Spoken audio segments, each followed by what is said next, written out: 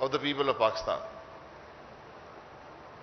We have a 75-year history of constitutions and the effort to resolve these conflicts.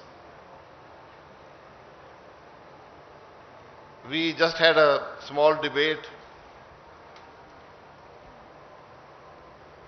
that should we talk about judges, judgments, or the institution? I say we need to talk about all three, because all three are to blame. Let history judge the judgments. But the judges also have to answer. Again, perhaps to history. But the institution remains. The institution, if nothing else, if it cannot rectify the mistakes, it should perhaps express some level of remorse. It should at least say that what was done was wrong. My purpose here is not to assign blame, but the purpose here is that today we have a serious crisis in the country. It's a crisis which is unprecedented, which is perhaps existential. And we all these organs of state have to play their role. They cannot abdicate the responsibility to the other. The Parliament, the executive, and the judiciary are equally to blame for whatever has happened. But I always assign perhaps a greater proportion of the blame to the judiciary, because it failed to protect the sanctity of the ballot. Because when the elections were being stolen, when the sanctity of the ballot was being violated, there was only one institution which could protect it, which was the judiciary. If the Parliament is not representative, then the executive leadership drawn from that Parliament is also not representative. Then the laws made by that Parliament, which are then questioned or arbitrated by the judiciary, are also not representative. So we have a long history. I can quote. There's a lot of anecdotal evidence which are great examples of our failures. All three organs. The executive, the Prime Minister sees the Parliament as a stepping stone to his office, and then generally ignores the Parliament. The Parliament itself, despite its claims to supremacy, sees its sphere of influence, its constitutional responsibility, its dignity violated, but does nothing. And the judiciary, perhaps in many ways, contributes to that. Because time and again, when parliaments were dissolved, by the sword, the only action that the judiciary took was to provide sanction to that action, to provide protection to that action. So there's a long history that we have to consider here. I didn't really want to talk about this, but I think there are a few things that we need to consider.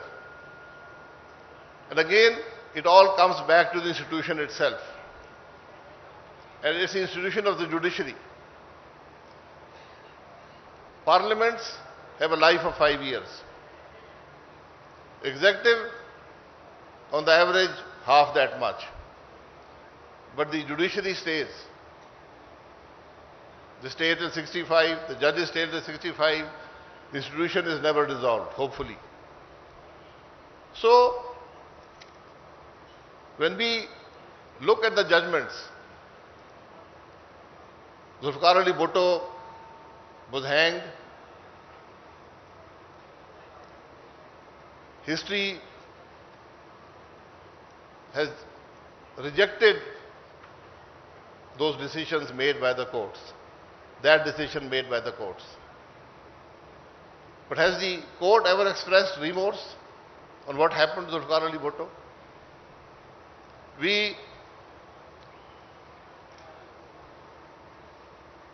Dr. Malik was here, Dr. Malik is sitting here. We were part of a very extensive arbitration process on a major issue in Pakistan, which came only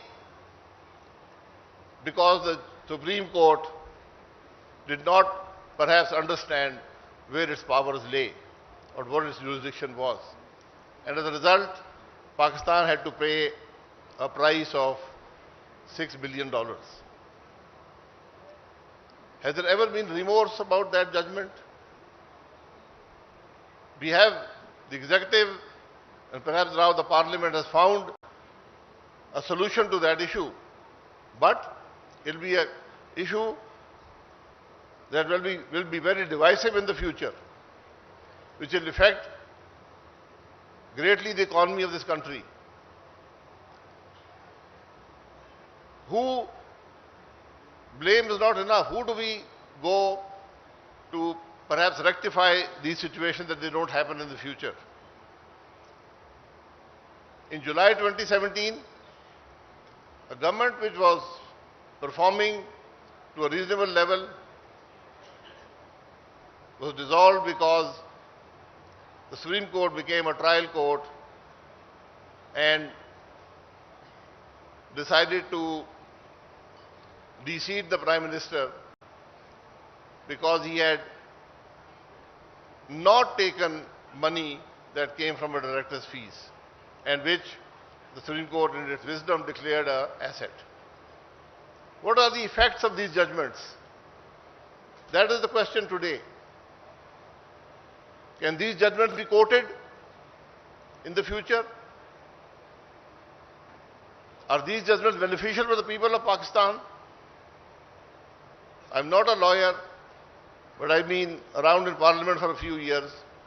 And to me, the touchstone of any judgment, the natural arbiter of conflict or a grey area is common sense.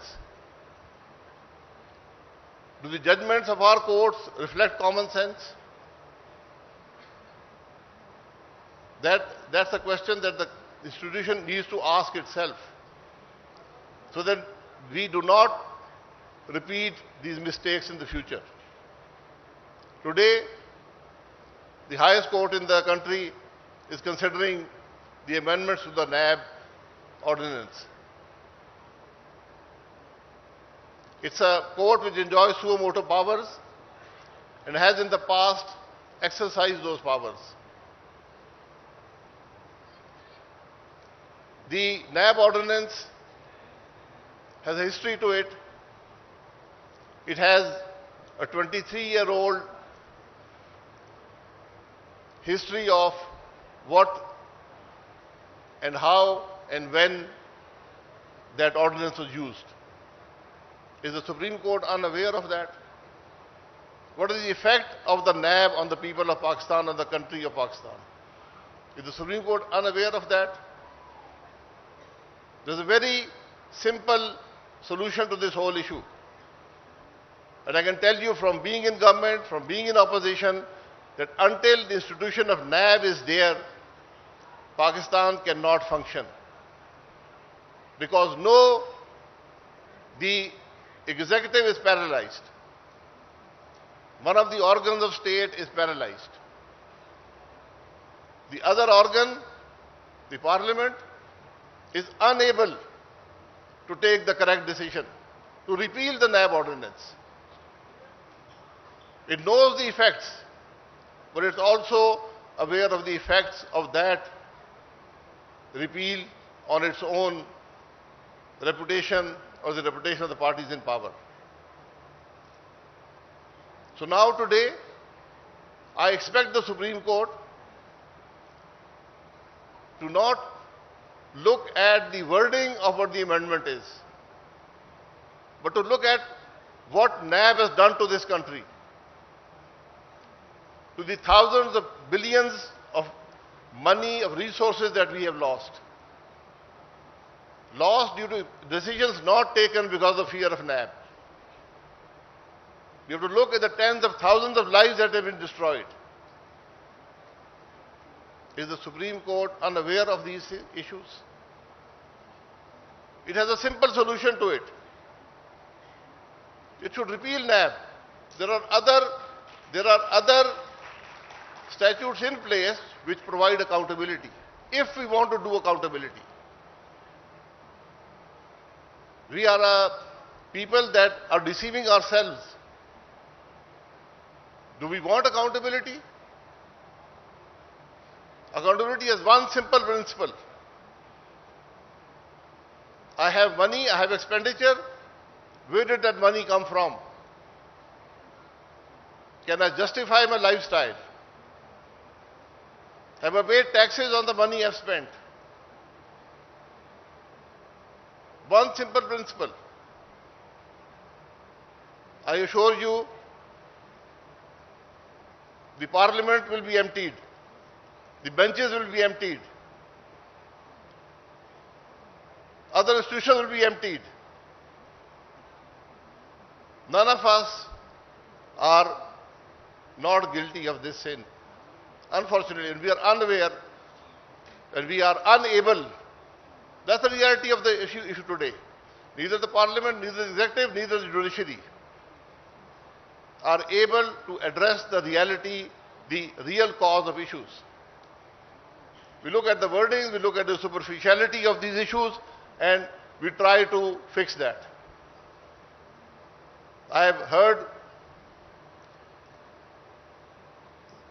some leaders in all of these institutions talk about legacy. You don't create legacies. You let your actions speak for themselves and let history judge you. That is a legacy.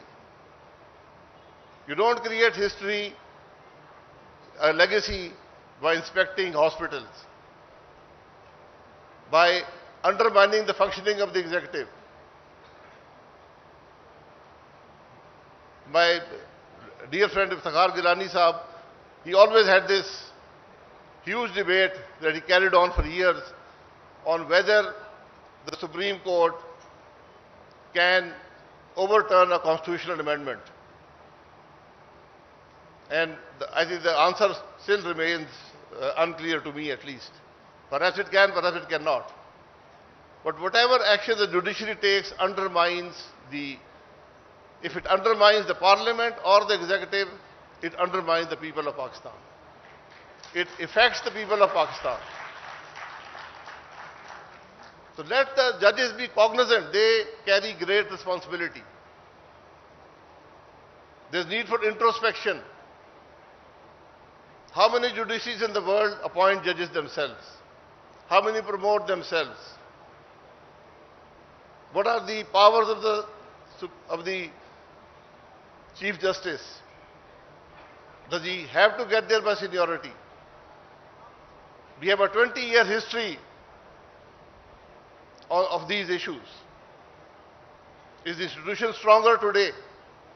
Are the judges more qualified? Are the decisions better? These questions need answers. So I thank you very much. I've taken a lot of your time. Very grateful. Thank you.